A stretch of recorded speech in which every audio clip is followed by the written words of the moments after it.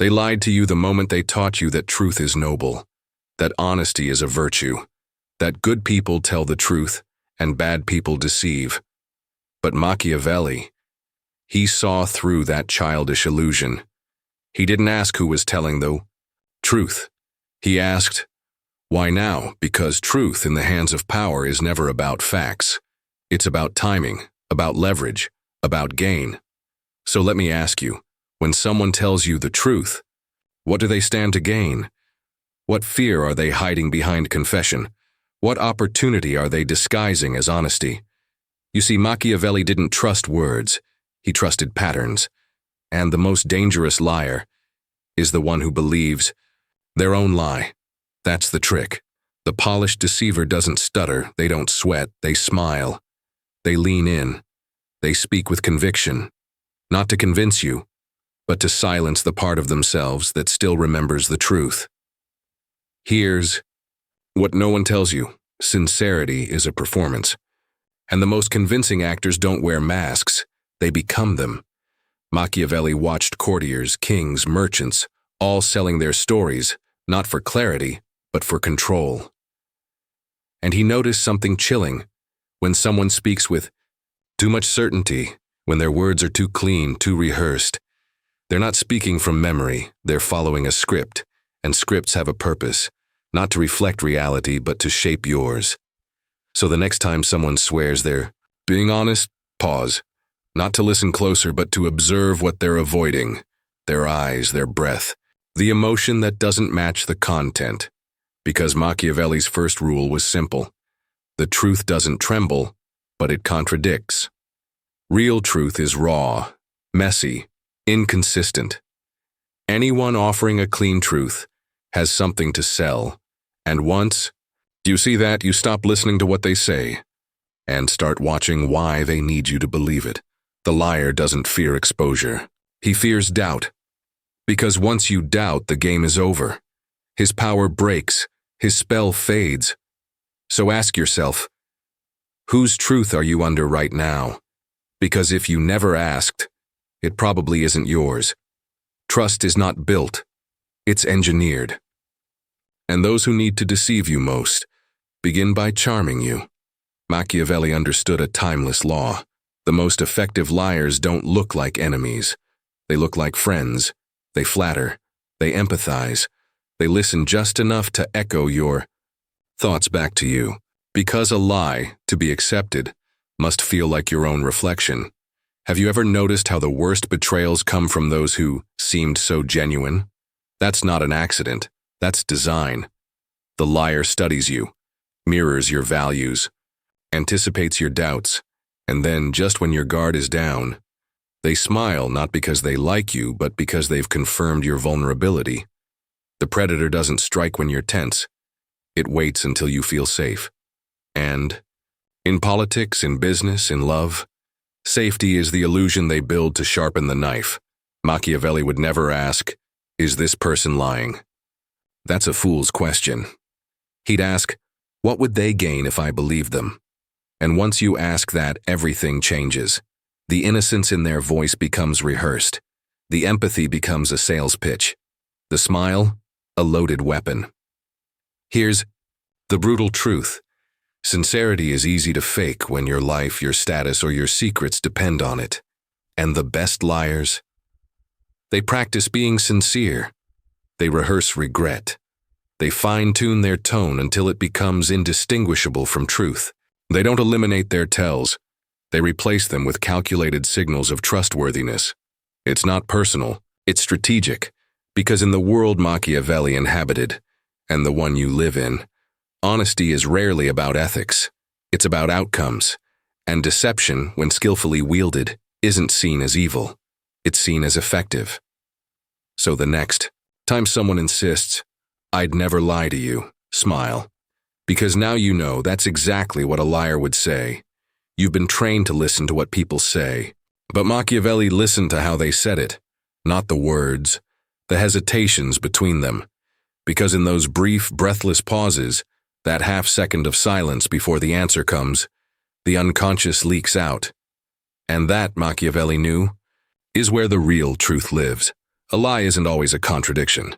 Sometimes it's a perfectly formed sentence, delivered half a second too late. Why? Because the liar's mind is doing two things at once, crafting the story and measuring your belief. That delay is the cost of manipulation, a tax on dishonesty, paid in hesitation. So ask yourself, how fast do they answer? Is their response immediate, instinctual, human? Or is it polished as if prepackaged for public consumption? Real truth doesn't need preparation. Real emotion interrupts itself. But the deceiver speaks like a lawyer, clean, deliberate, cautious. Not because they fear your judgment, but because they fear exposing the agenda behind their mask.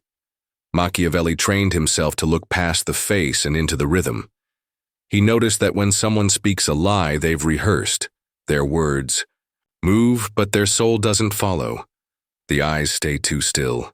The smile arrives too early. The hands mimic sincerity, but the timing betrays them. And here's the darkest part. Some liars get so good, even they forget they're lying. But their body still remembers, because the body doesn't lie. It only adapts. And if you learn to see the disconnect between speech and breath, face and tone, you'll spot what others miss. You won't need proof.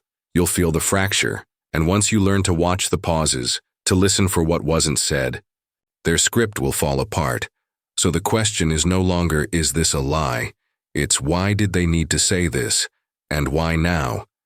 Keep watching the spaces between the words. That's where the truth bleeds through. Not all lies sound like denial. Some wear the mask of honesty. Machiavelli understood this better than anyone. If you want to sell a bigger lie, begin with a small confession. Reveal a controlled truth, something that feels intimate, vulnerable, even shameful. And you disarm the listener. You gain their trust. You earn their empathy. But it's bait, because what follows that confession is what you were meant to believe. Have you ever wondered why some people confess too easily? Why they admit to faults that seem oddly convenient? That's not authenticity, and that's manipulation. They're not confessing to be honest, they're confessing to appear honest. And once you lower your defenses, once you think, they'd never lie to me, look how vulnerable they were, they strike. Machiavelli watched powerful men use this tactic again and again. Confess a minor sin to mask a greater one. Admit to a weakness that flatters the image they want to project. I care too much. I trust too easily. I'm too loyal. And suddenly, their flaws become their weapons. The trick is simple. If I choose what to confess, I also control what you forgive. It's a psychological trap. And it works because you were taught to associate vulnerability with truth. But vulnerability can be rehearsed. Pain can be imitated, and guilt can be manufactured to distract from intention. So next time someone opens up to you, stop and ask, did they confess what hurts them or what benefits them? Because true confession is ugly, risky. It costs more than it gains. But the liars, confession, it's a strategy, a shield, a diversion. And Machiavelli knew the man who confesses too easily often has something darker to protect.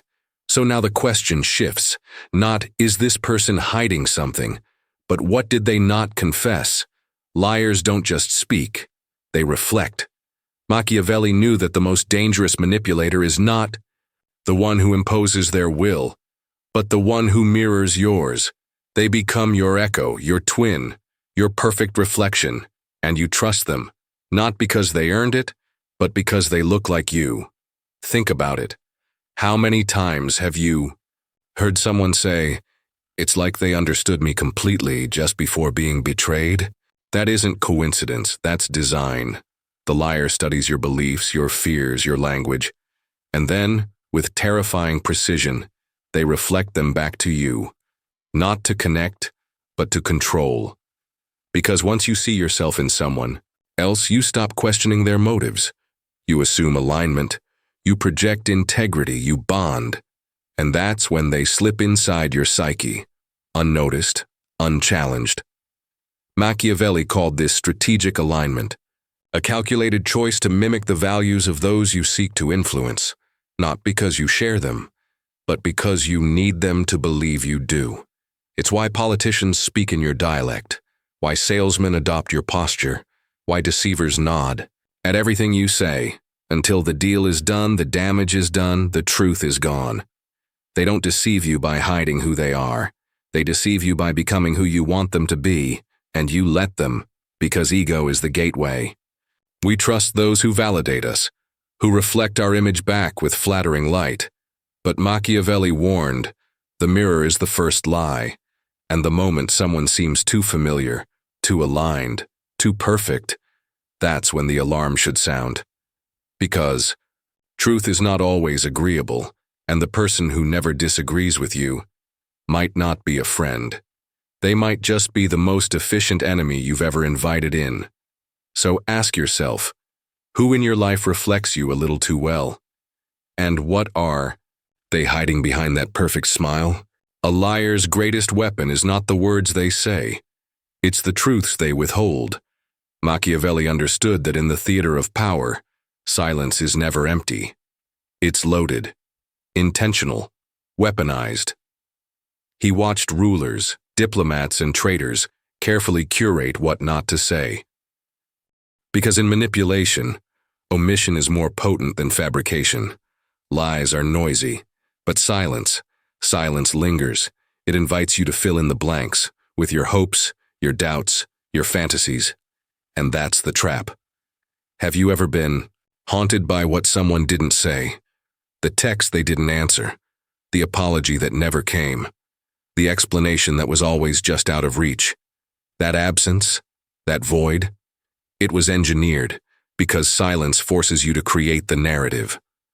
And once you do, the liar owns your mind without ever lifting a finger.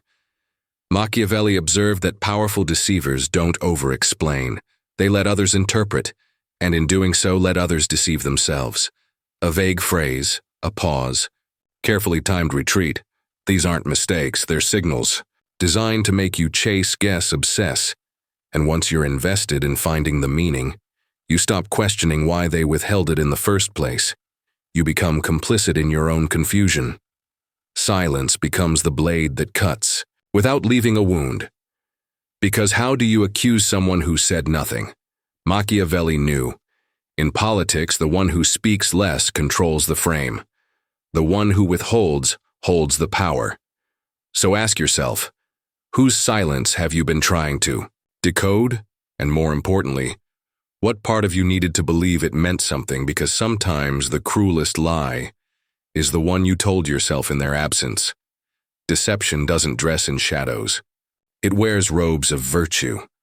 Machiavelli saw this centuries ago, that the most effective liars cloak their manipulation in morality. They don't just want to deceive you. They want you to believe that you owe them your trust. They invoke justice, compassion, loyalty, not because they embody these values, but because you do, and that's the angle. They weaponize your goodness against you. Have you ever noticed how the worst manipulators speak like saints? How the most corrupt often present themselves as defenders of what's right? That's not hypocrisy, it's strategy. Because once someone adopts a moral posture, every challenge to their behavior becomes an attack on the ideal they represent. You're no longer confronting a person. You're confronting truth, love, freedom, God. And who dares to question that?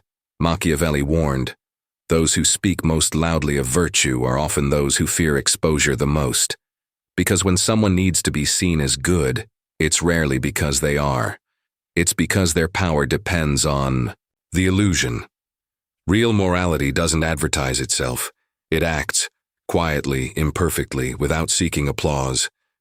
But the deceiver? They brand their goodness, they market their compassion, and behind that polished mask they hide motives too dark to reveal. So when someone insists they're acting for your own good, stop. Ask yourself, who benefits if you obey? Who loses? If you question, because morality can become a cage, and the key is forged by those who claim to be saving you. Machiavelli knew the moral lie is the most seductive, because it flatters your identity. It says if you believe this, you're good too. And once your ego is hooked, you'll defend the lie as if it were your own. So look closely. Who is preaching virtue the loudest? And what are they trying? To make you not see. Not every deception wounds with cruelty. Some seduce you with care. Machiavelli understood that the most powerful lie isn't the one that scares you. It's the one that makes you feel safe. The one wrapped in warmth, in understanding, in love. Because love disarms. It lowers your defenses. It makes you want to believe. And when belief becomes desire, truth becomes irrelevant. Have you ever heard someone say, "They told me everything I needed to hear"? That's the trap. That's the blueprint of emotional manipulation. The liar doesn't convince you with logic. They lull you with comfort. They read your wounds and whisper exactly what you crave. You're different. I've never met anyone like you. You can trust me. But Machiavelli would ask, why are they saying this? What timing? What gain? What opening are they exploiting with tenderness because the cruel lie makes you question? But the sweet one? It buries your doubt beneath a flood of dopamine and dreams.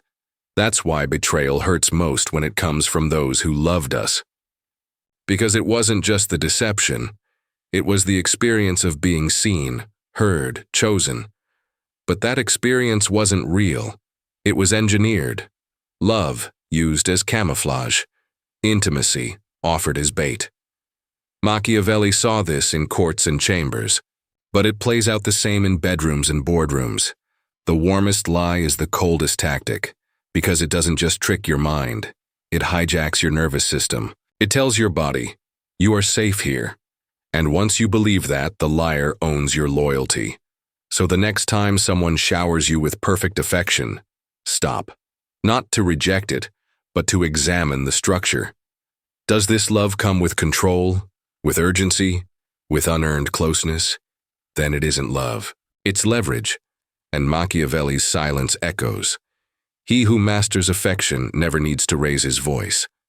So now ask, who made you feel safest, right before they took everything?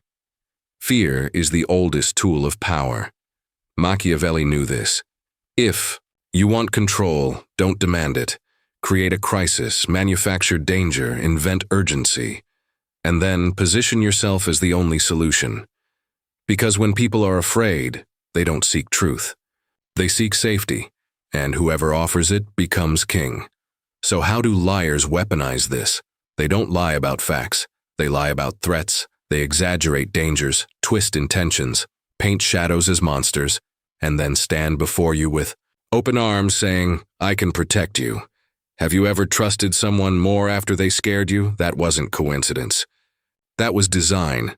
The most efficient manipulators trigger panic, then provide calm. They start the fire, then offer water. They shatter your sense of control, then become the only source of stability, and the lie becomes invisible. Not because it's hidden, but because you're too shaken to see it. Machiavelli saw rulers fake wars, exaggerate conspiracies, even create enemies to unify their people. Because nothing builds loyalty like shared fear, and nothing silences dissent like the illusion of survival at risk. But it doesn't just happen in politics. It happens in relationships, in business, in everyday life. The narcissist warns you, everyone else will hurt you, only I understand you. The employer says jobs are scarce and be grateful you're here. The lover whispers, without me, you'd fall apart. It's not protection, it's programming, because if they can define the danger, they can define the cure. And once they control your fear, they own your freedom. So pause. Look back at every urgent choice you were pushed into. Was the danger real or just believable? And more importantly, who benefited from your panic? This is the part they never want you to reach. Because once you see the machinery, once you watch the smiles tighten, the pauses lengthen, the patterns repeat, the spell breaks. And that, to a manipulator, is the real threat. Not your resistance, but your awareness. Machiavelli never promised comfort. He offered clarity, and clarity is cruel. It strips away illusion. It exposes the smiles that were masks, the promises that were traps, the affections that were calculated transactions. But with that pain comes power, because once you see the lie, you are no longer inside it. You are no longer moved by it. You become what the liar fears most, untouchable, not because you're cruel, but because you are awake. You no longer chase words, you watch behavior. You no longer trust alignment, you test intention. You no longer beg for truth, you extract it from silence. This is liberation, not the naive kind where everyone's a friend and every smile is safe, but the real kind, where you see clearly, act deliberately, and no longer need permission to protect yourself. Machiavelli believed disillusionment was not a tragedy. It was a rite of passage, a shedding of fantasies, a rebirth through fire. And so now the final question isn't, who lied to me? It's, who taught me to ignore the signs? And more importantly, what part of me wanted to believe them? Because the lie only works when it seduces something inside us. The part that craves safety over truth, affection over authenticity, certainty over reality. Kill that part, and you kill the lie. Now you don't just see the liar, you see the system, you see the game, and finally, you walk away clean. No apologies, no revenge, just vision sharpened by pain, and peace. Earned through fire. You are no longer prey, you are no longer asleep, you are free.